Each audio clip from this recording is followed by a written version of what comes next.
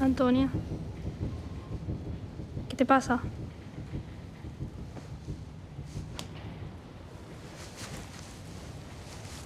Yo solo quería follar. Quería tralara. En la calle de la Juana hay una tía muy cana, tiene los dientes paletos, y un día que tuvo ganas le rolló la oreja al nieto. Tralara.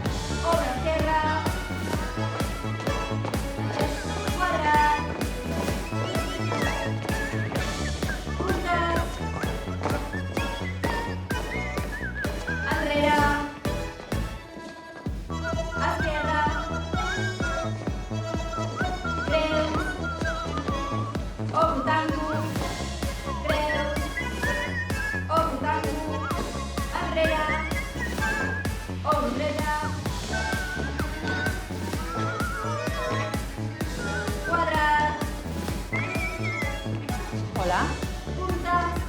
No és l'Antònia. Perdona, t'he confós. Antònia,